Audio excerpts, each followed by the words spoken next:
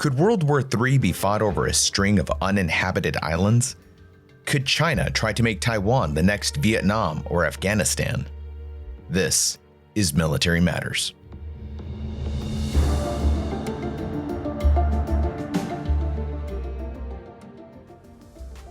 Want to keep your dollars and cents? Then download the Sense app from the Office of Financial Readiness. That's Sense, S-E-N, money sign, E, to save for retirement, build credit, create a spending plan, or buying a home.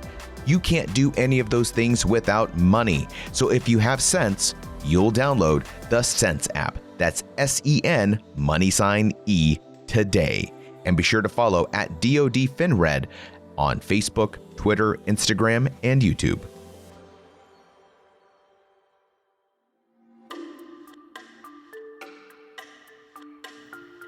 I'm Rod Rodriguez. This is part 3 of our Future War series on China. If you haven't listened to the other 2 parts, I'd highly recommend you take a listen to those episodes as they lay down a roadmap to the different scenarios in which the US could find itself in a true force-on-force war. There are lots of perspectives floating around, perhaps especially now, of where the United States fits in the world of superpowers, nuclear superpowers at that. Some see an empire in decline and a truly dangerous rival rising in China, while others see that description as being rooted more in fantasy than reality. What could a war with China really look like? What could trigger such a dangerous encounter? And how do nuclear weapons play into this? Jack Murphy takes us into war with China. Welcome to part 3 of our Rise of China series. In part 1, we spoke with former CIA analyst Gail Helt about Chinese geopolitics. In part 2, we spoke with Matthew Brazil, who is an expert on Chinese Communist Party espionage. Today, we're going to talk to Dr. Roger Cliff, who helped author a study for the Rand Corporation titled Entering the Dragon's Lair, about a possible armed conflict between China and the United States sometime in the future. Dr. Cliff has a master's degree in Chinese studies and a PhD in international relations. He worked for the Rand Corporation for 14 years, then the Atlantic Council, the Center of Analysis, and now the Army War College. He also wrote a book about the Chinese military called China's Military Power. In the last 2 episodes, we set the stage, addressed the backstory on the competition between the United States and China. The competition could be economic, political, diplomatic, or make use of covert action. But today we're going to talk about the worst case scenario, war. Yeah, I think there are 3 flashpoints that are, I would say none of them is likely, but are the most likely to initiate an armed confrontation with China. The first and most obvious is Taiwan. So the U.S. under the 1979 Taiwan Relations Act has made a somewhat ambiguous guarantee to the security of Taiwan. For its part, mainland China has claims that Taiwan is part of its territory and has not ever renounced the possibility of using force to recover the island, which has been self-governing since 1949 and been a full democracy since 1996. So that is a continuing point of friction between the 2 countries, but there's a couple of others. One is in the South China Sea, and here it's a little less clear exactly how a conflict would come about. However, the U.S. Is a defense treaty ally with the Philippines, which has claims to many of the islands in the South China Sea, and China claims all of the islands in the South China Sea. So there are overlapping territorial claims in that area. Now, whether or not the U.S. would actually come to the defense of the Philippines if China were to attempt to seize some of those islands is a little unclear, but U.S. Leaders have stated that if China were to attack the Philippine armed forces or its territory, that it would come to the defense of the Philippines. So that's another possible flashpoint for conflict. And then the third is in the East China Sea, where both Japan, China, and actually Taiwan as well claim a small group of islands that the Japanese call the Senkaku, the Chinese call them the Diaoyu, and the U.S. recognizes Japan as having administrative control over those islands, but China also claims the islands, and they are in dispute between China and Japan. Taiwan claims them as well, but I don't think anyone's worried about a war between Japan and Taiwan over these islands. The strategic value of these islands, just as with the islands that the Philippines claims in the South China Sea, is somewhat questionable. They are uninhabited, but it is, for now anyways, the U.S. recognizes that they are Japanese territory, and under our mutual defense treaty with Japan, we are committed to defending them against any attempt to take them by force. So those are the three most likely conflict scenarios between the U.S. and China today. I was wondering if we could expand on that a little bit, because I think most Americans have trouble understanding, like, why in the world would we fight a international conflagration, something approaching World War III over some atolls, some reefs that you can see a few rocks poking up above the surface of the water at low tide. I mean, it's more than just bluster or pride or something like that, carrying a big stick, or I don't know, whatever metaphor you want to use, between these two countries, that there are actual geostrategic implications, down the line. Yeah, I think there are a number of interests that the U.S. has ensuring the security of these islands. So if we start with the islands of the South China Sea, I think maybe the most important interest that the U.S. has here is in the credibility of its security guarantees to countries around the world. As I said, the U.S. and the Philippines have a mutual defense treaty.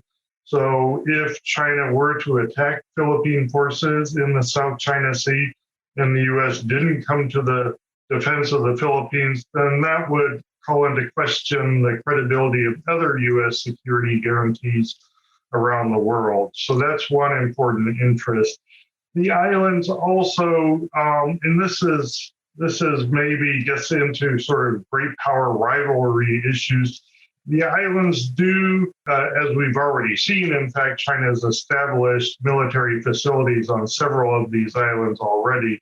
So they do kind of represent a forward base, if you will, for China to project power further into Southeast Asia. So I suppose from a purely power politics point of view, it's in the U.S. interest to try to prevent China from completely occupying all of these islands. But that alone, I think, wouldn't be a sufficient reason for the U.S. to want to go to war with China over them. But certainly, we do have a mutual defense treaty with the Philippines. Now we are sort of morally, legally, and I think it is in our interest to fulfill that obligation.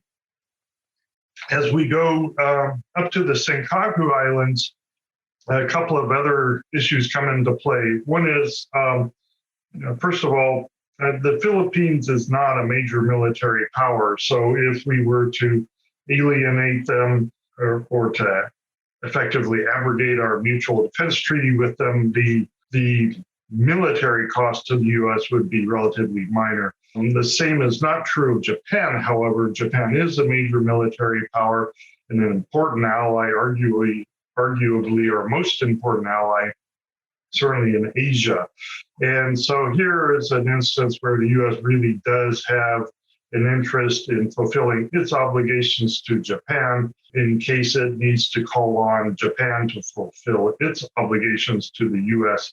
at some point in the future. And in fact, the most likely case where the U.S. would require Japanese support is in the event of a conflict over Taiwan. It is quite close to the Senkaku Islands. And so all the capabilities that both the U.S. and the Japanese would want to employ in the event of a conflict over the Senkakus would also be those same capabilities in the event of a conflict over Taiwan. So if the U.S. didn't come to Japan's defense over the Senkaku Islands, then we might not be able to count on the Japanese supporting us in the event of a conflict over Taiwan. This doesn't necessarily mean that we would expect the Japanese to send forces to attack China, but there are a number of air bases and other military facilities in Japan that the U.S. would want to be able to make use of in the case of such a conflict.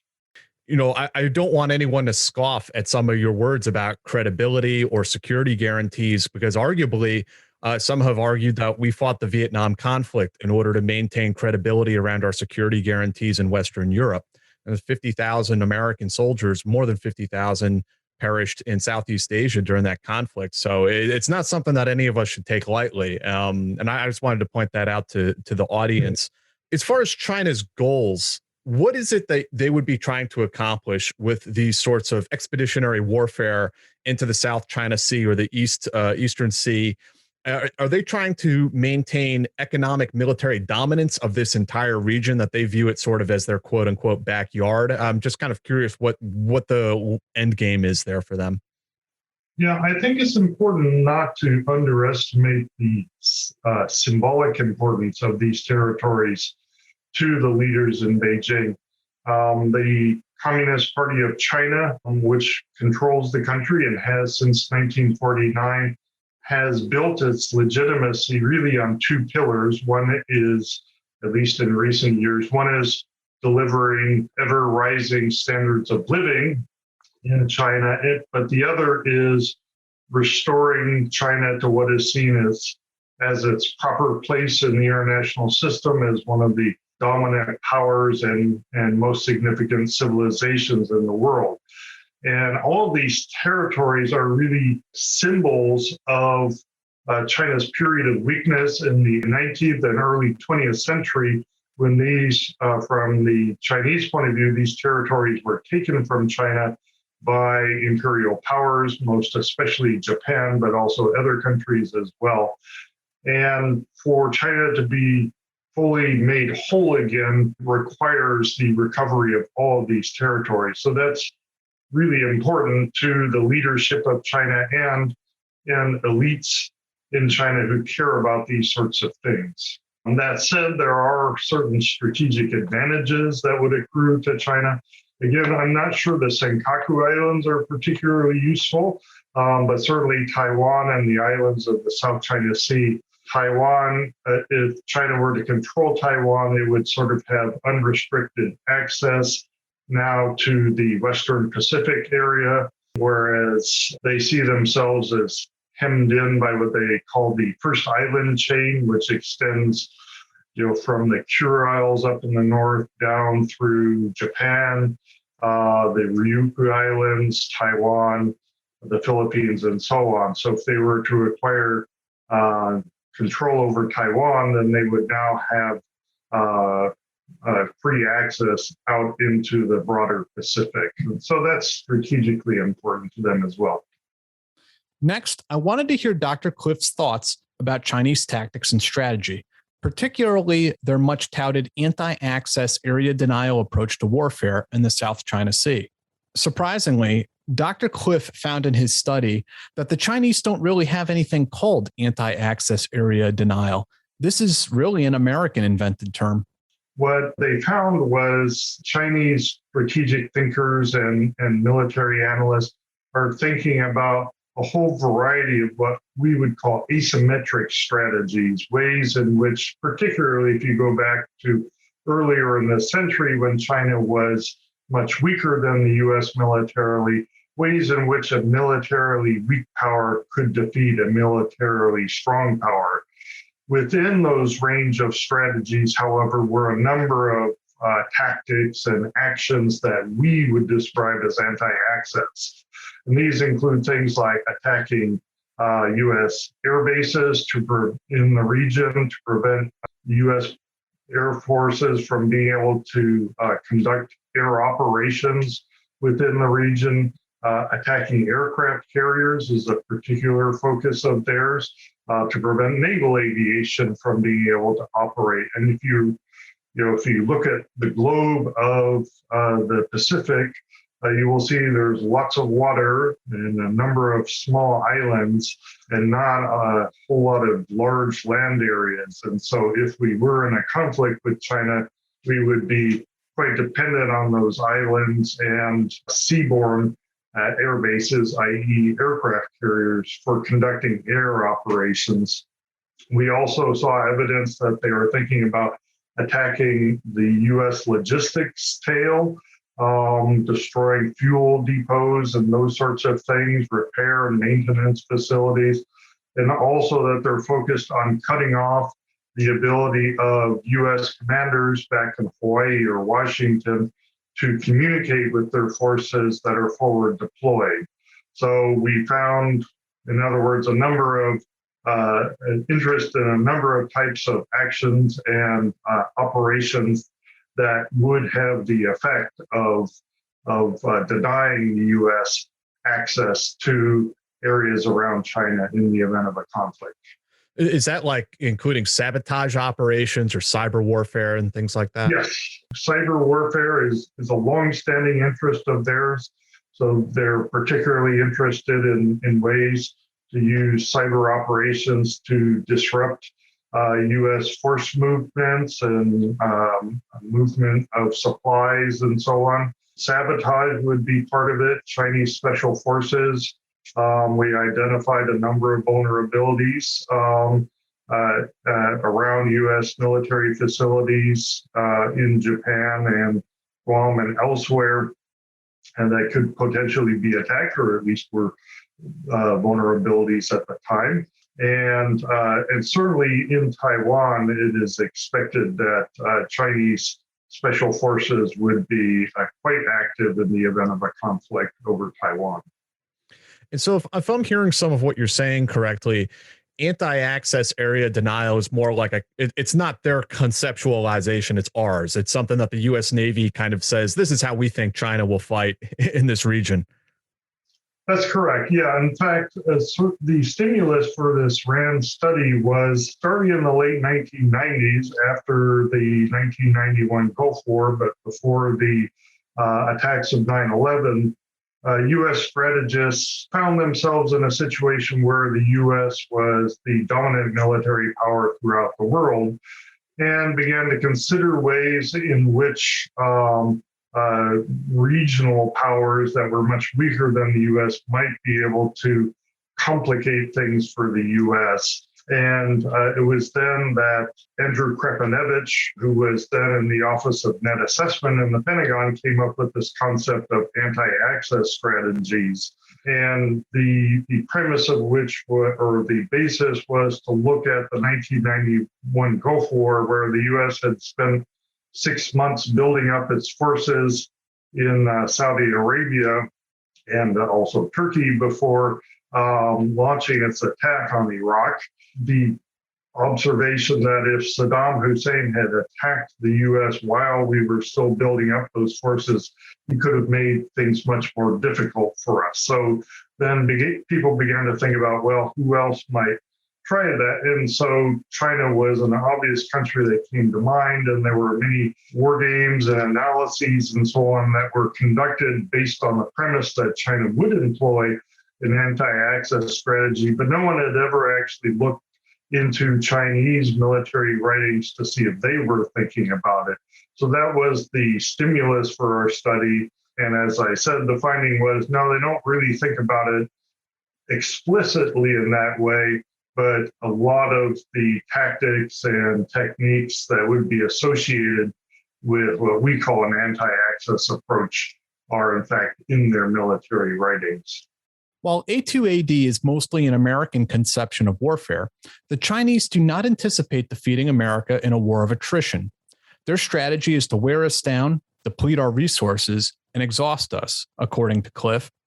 However, things have changed since Cliff's 2007 study, and today we see China building aircraft carriers and other war material for a more conventional type of battle.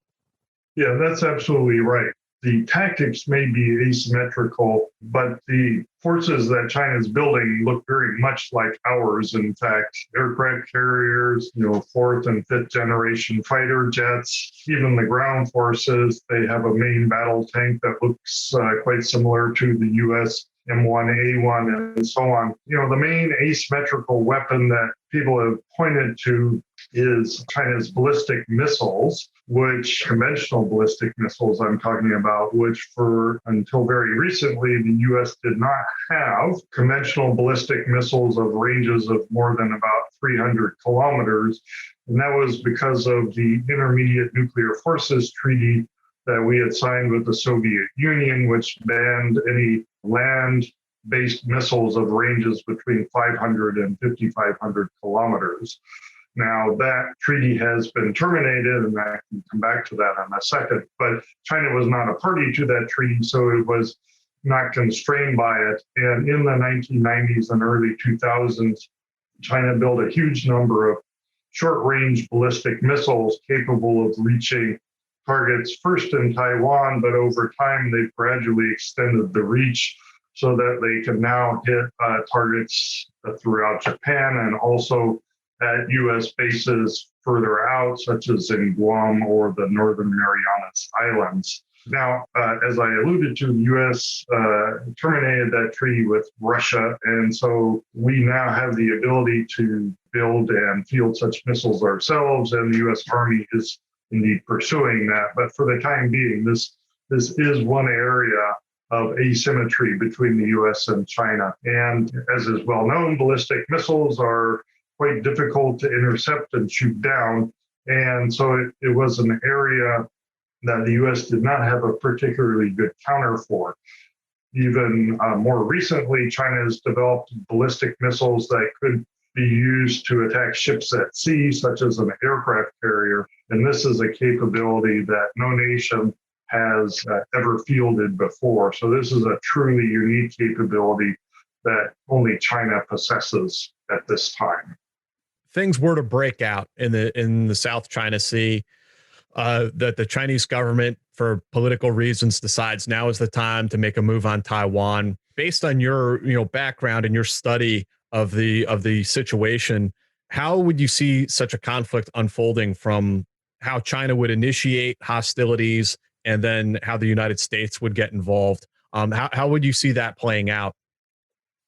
Yeah, so I think there's several different ways the conflict could be initiated. But let me back up for a moment and talk about sort of politically what would precipitate it. So as I said earlier, China's never, claims Taiwan as its territory, and it has never renounced the use of force to bring about what Beijing calls the reunification of Taiwan. But that's been true for decades now, and China has not tried to use force. And there's a couple of reasons for that. One is, at least until recent decades, they lack the capability even to overcome Taiwan's defenses, much less the U.S. military, if the U.S. were able to intervene on Taiwan's side. But more important than that has been the economic, strategic, and political cost that China would have paid if it had tried such a thing. China's economy, at least until recently, has been very dependent on foreign trade and investment. That would have been severely disrupted in the event of a conflict involving Taiwan. I calculated about 10 or so years ago, I calculated that 20% of China's economy was in fact dependent on exports to just two countries, the United States and Japan. Now that percentage has fallen quite a bit now, I think only about, mainly because of the growth of the overall size of China's economy. So I think only about 5% of their gross domestic product comes from exports to the US, but it would still be a significant economic disruption. There would likely be sanctions on China, and sort of unified opposition throughout the world to China's efforts in other areas as well. So the cost for Beijing would be extremely high of using force against Taiwan. even today. However, that doesn't mean that there aren't certain circumstances under which Chinese leadership might feel compelled to use force against Taiwan. And as I said earlier, the legitimacy of the Communist Party of China is based on ever rising standards of living and being seen to restore China to its past glory. Well, if those ever rising standards of living stopped rising, if there was an economic crisis in China, and at the same time, there was some sort of shock that suggested that China was not going to become the world power that the leadership and elites in China believe it is on its way to becoming, or something were to happen in Taiwan to suggest that Taiwan has definitively indicated that it will never accept unification from the mainland, then the leadership in Beijing might feel that their position as the leaders of the Communist Party was so tenuous that they had to take some sort of action in response. So those are the circumstances under which I think a war over Taiwan is most likely. I don't think the leadership has any kind of plan that says, on May 1st, 2030, we are going to launch the invasion and, regardless of what has happened between now and then, we're going to do it and let's start planning now. I don't think there's anything like that. I think if a war were to come, there would be some precipitating event. Now, there might be a period of time between that event and the actual conflict, as China would have to prepare for the conflict. It might take a year or so to get everything ready from their point of view. But so I think, first of all, you have to have some type of external circumstances that cause the conflict to occur. Once it occurs, however, my belief is that the Chinese military would want to make it a very short conflict and ideally create some type of fait accompli where they've seized Taiwan, have taken large control of the island, maybe not wiping out every single pocket of resistance, but presenting the U.S. with a very daunting challenge of having to reinvade Taiwan and liberate it from the People's Republic of China. I don't think they would be interested in a long war of attrition, of wearing down Taiwan and the U.S. I think that works to their disadvantage. It would mobilize the international community against them. It would give the U.S. time to marshal its forces and deploy them to the region. So I think all the advantages for China would lie in trying to achieve a very rapid victory. Now, that said, as we've seen throughout history, rapid victories don't always come, despite the best laid plans. And so they would, at the same time, be prepared for a protracted conflict, but that certainly wouldn't be their preference. Is there any comparison to be made between, if Russia were to invade Estonia, Lithuania, and it could all happen in 24 hours, and once it's over, it's over? Yeah, so I think the biggest difference from my point of view between those scenarios is the 90 miles of water that separates Taiwan from mainland China. So crossing a body of water, particularly one that wide, remember that's 4 times as wide as the English Channel, which the U.S. and Allied forces had to cross in the D-Day invasion in 1944. So getting substantial forces across that body of water onto Taiwan is not an easy thing to do. There's basically 2 ways you can get there. You can get there by air, you can get there by sea. And both modes of transport are periods of high vulnerability for those forces being carried. And once you've landed, now you have to keep them supplied, right? So it is a very difficult operation. That's why it took the Allies 2.5 years into World War II before they were ready to try to reinvade Europe. And that's why it would be very difficult for China, particularly in the face of U.S. defense of Taiwan. Now, if the U.S. didn't come to Taiwan's defense, then I don't think there's much that Taiwan could do to stop it. But with the U.S. on their side, our submarines, our aircraft, our ability to sink Chinese ships and shoot down Chinese aircraft, I think would make it a highly risky operation for Beijing.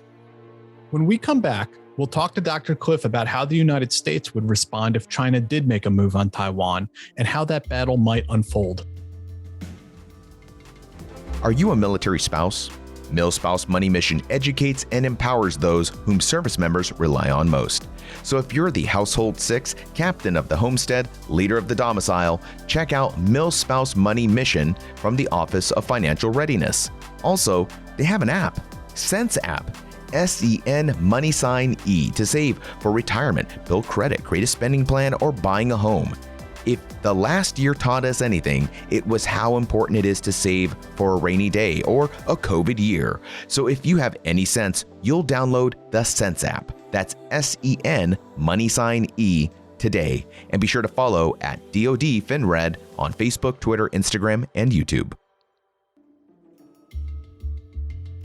Now, if China did make a move on Taiwan, how would we respond? Yeah, so this all depends on what defense planners call warning, and they break warning into different categories. There's strategic warning, operational warning, tactical warning. In my view, we already have strategic warning. Beijing has said it will, under certain circumstances, it will use force against Taiwan. Okay, what those circumstances are and when it would happen, we don't know, but we certainly know that it's a possibility. The more challenging part would be the operational and tactical warning. But we already have one U.S. aircraft carrier that is homeported in the Western Pacific in Japan. That carrier normally can get underway in a couple of days and could be in the waters off of Taiwan in another day or so. So if we had a few days warning, we could have one aircraft carrier in the area. There's quite often another aircraft carrier in the Pacific, Western Pacific somewhere, that might also reach relatively quickly. And then after that, the carriers would be coming out of either perhaps the Indian Ocean or the west coast of the US, depending on what's going on in the world at the time. And at the same time, we would be deploying tactical aircraft. Again, we have a fair number of them already in the region, but we would want a lot more. So a week or two of warning would give the U.S. quite a lot of time to build up its forces in the region. If it was a complete surprise, like Pearl Harbor, we may have had some vague general sense that a war was brewing, but didn't expect it to happen tomorrow. And we were caught completely flat-footed, though, then we would be in a much more difficult situation, and it would take days, weeks, and even months for us to bring all of our capabilities to bear. Do they have the capability to mount a real surprise attack on Taiwan? To put it in an extremely oversimplified way, first of all, you have to pick up the evidence that something is going on, and then you have to realize the significance of that evidence. So, and again, going back to both Pearl Harbor, but also 9/11, we had lots of warnings and indications of both events. People didn't realize the significance of them. And so the military forces, in the case of Pearl Harbor, not expecting war when it came on the morning of December 7th, 1941. And we were not expecting the 9/11 attacks on the morning of September 11th, 2001. So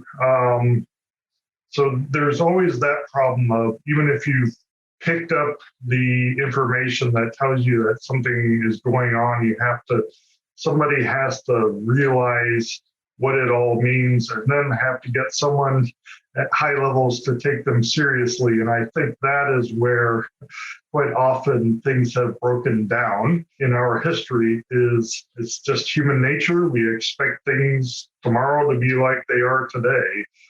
999 times out of 1,000, that's correct, but every now and then it isn't, and something dramatic happens. So I can tell you that people like me would be jumping up and down going, danger, danger, Will Robinson, and sounding the alarm. So I don't think at some level, when the conflict occurred, I don't think it would be a complete surprise. But the question is, how prepared would we be for it?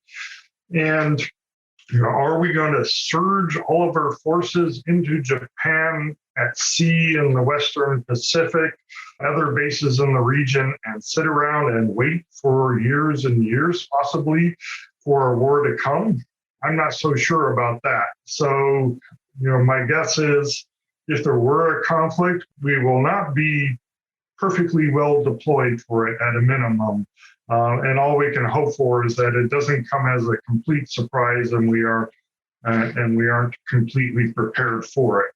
I think realistically, there's going to be real life is going on all the time. The U.S. has lots of commitments and crises around the world that we have to worry about. And so whenever a war were to come, I'm sure it would be at an inconvenient time for us. And we would say, could you come back later, please? Now isn't really a good time. And I don't think the Chinese are going to wait for a convenient time for us. Well, and I don't know what your thoughts are, but I mean, there's some of the literature out there about the Chinese Communist Party and their thinking evolving out of the period of warring states that they talk about striking with strategic inertia, that waiting until the time is just right. They're very patient about that, and they're able to kind of kick back, wait till the adversaries are distracted somewhere else, wait till all of the conditions that kind of line up for you before you make your move. The premise, though, of what I think is the most likely circumstances under which a conflict would occur is that there is a sense of urgency that the Chinese leadership can't sort of delay indefinite, because they would be doing this because their own hold on power was in danger. So they might be able to keep the wolves at bay for a while, but they couldn't wait years and years for that perfect opportunity. There would be some, I would assume, some amount of pressure for them to act fairly quickly. So let's then discuss a little bit how a conflict like this would conclude, whether it's Taiwan or the South China Sea. What if the United States comes out on top? What if the Chinese government comes out on top? And what do those scenarios mean globally? What does it mean for the future of international politics?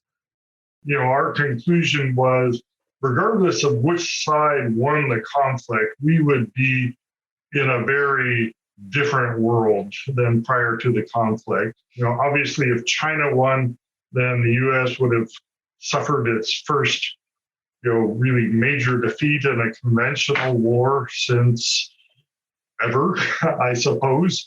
I mean, we were certainly defeated in Vietnam, and we can argue about whether or not we've been successful in Afghanistan, but this would be the first time that we had. But those were both mainly insurgencies, and this would be an instance where we had been defeated in a purely conventional conflict. So that would be a huge strategic shock for the United States. And, we can only speculate about what the political effects of that would be in this country. If you turn it around and say, well, what if China attempted force against Taiwan and was defeated by the United States? Well, I think that puts China also in a very different political situation.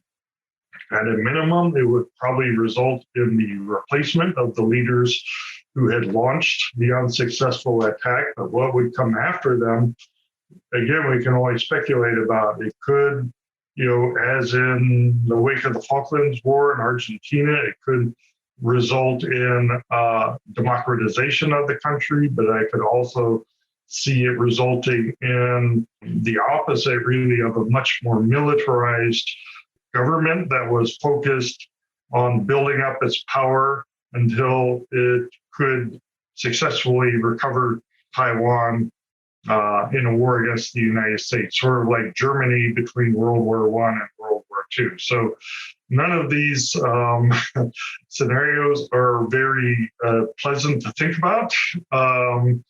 And so, therefore, I hope that we can continue to deter China from using force against Taiwan, and that the government in Beijing will recognize U.S. determination to do so, and will continue to refrain from using force against the island.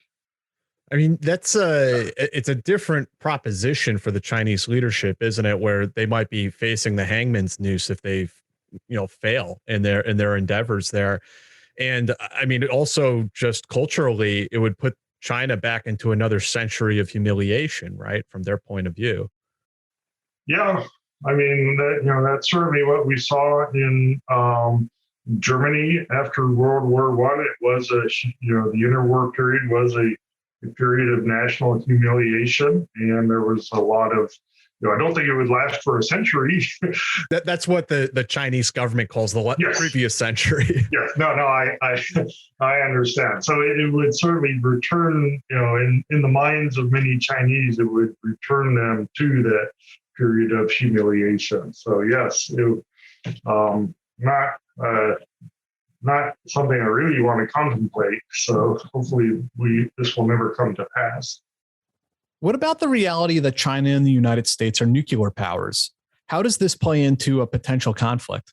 The one issue I would like to touch on is the fact that both China and the United States are nuclear powers. And everything I've talked about up until now has involved purely conventional conflict. And until now, the U.S. has enjoyed overwhelming nuclear dominance over China. However, there are indications that China is engaged in a significant buildup of its nuclear forces. And it is possible that in the next decade or so, China's strategic nuclear weapons may begin to approach the number that the U.S. and Russia have. But in any case, there is a nuclear shadow that hangs over any conflict between the United States and China. I mean, it's hard to imagine us using nuclear weapons against each other over some uninhabited islands. But, as I said, if China were to attack Taiwan, the assumption is that, from the Chinese leadership's point of view, this is really a survival issue for them, at a minimum for their ability to hold on to power, but as you suggested, maybe even their ability to hold on to their lives if they were cast out of power for failing to recover Taiwan. So that is something to be concerned about. The Chinese thinking about nuclear weapons is that they have a different type of concept than we had during the Cold War. It's much more of an all or nothing approach with them. They don't have these concepts of nuclear war fighting or using tactical nuclear weapons is okay, just as long as you don't use strategic nuclear weapons. So they have formally a no first use policy. Of course, there's declaratory policy, and then there's what you do during an actual crisis or conflict.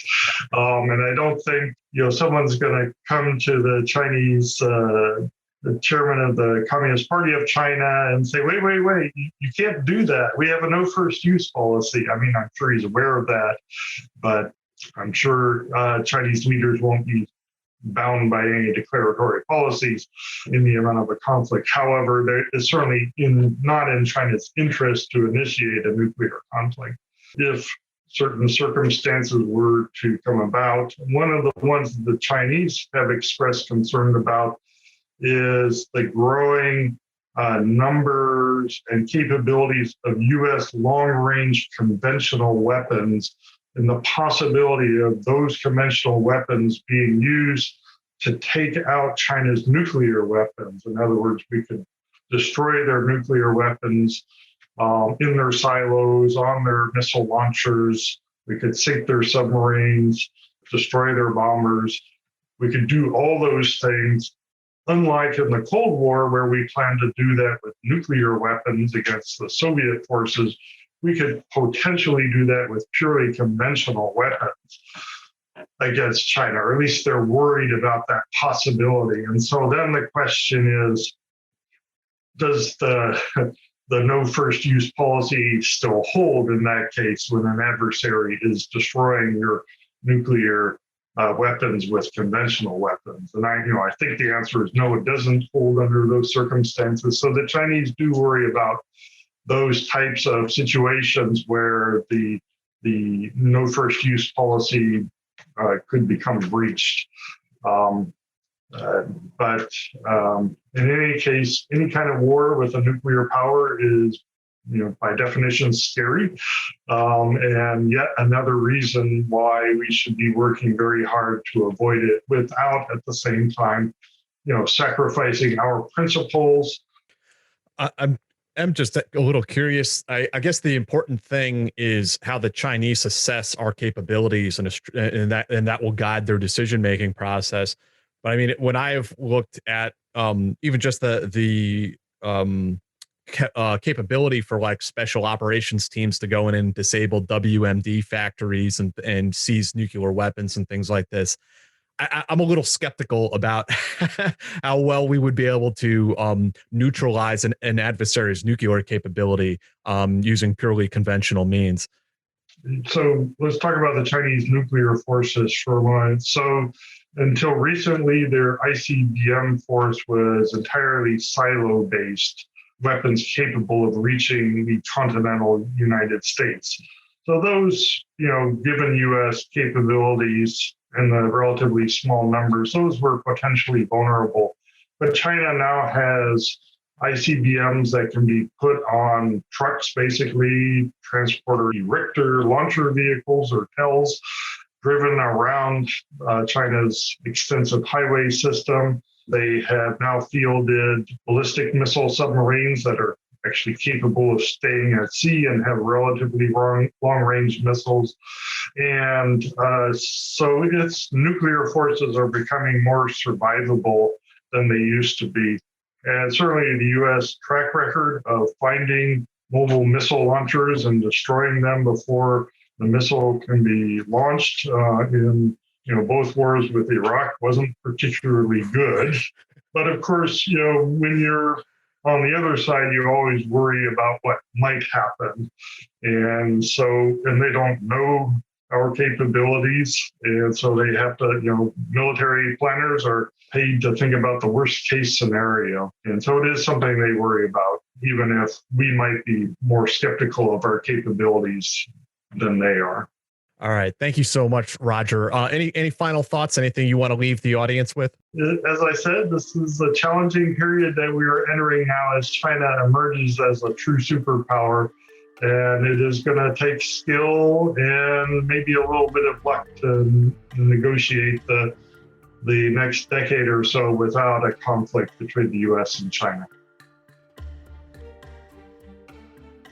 There are a lot of worst case scenarios in this episode that we certainly hope never come to pass. We just wrapped up the war in Afghanistan, and America has not even begun to process what that 20-year-long war filled with carnage and disappointment even means. But regardless of how we feel, other conflicts can be spotted on the horizon. And if we properly prepare, maybe they can be avoided entirely. One of my big takeaways from this 3-part series is that although threats emanating from China are serious, they are not quite as serious as many of the reports you read in the news make them sound. America is not about to keel over and die of late-stage imperial decline, and China is not about to take over the entire Pacific Rim and reduce America to being a second-rate nation. If that ever does happen, it will happen over a much longer time horizon, and all of these things can be prevented.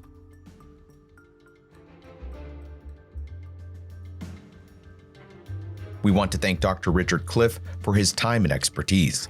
You can find his book, China's Military Power: Assessing Current and Future Capabilities, on Amazon and everywhere you purchase books.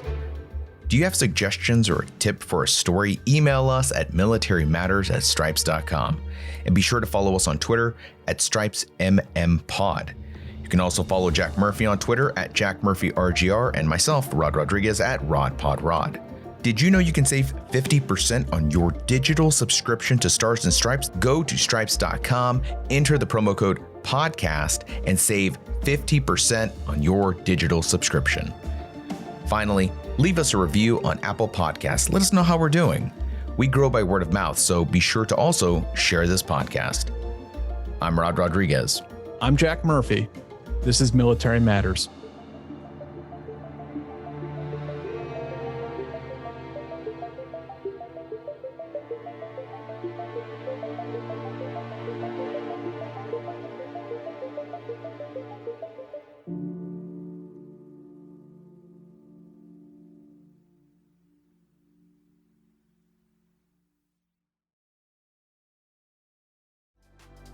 Did you know that the Office of Financial Readiness has an app?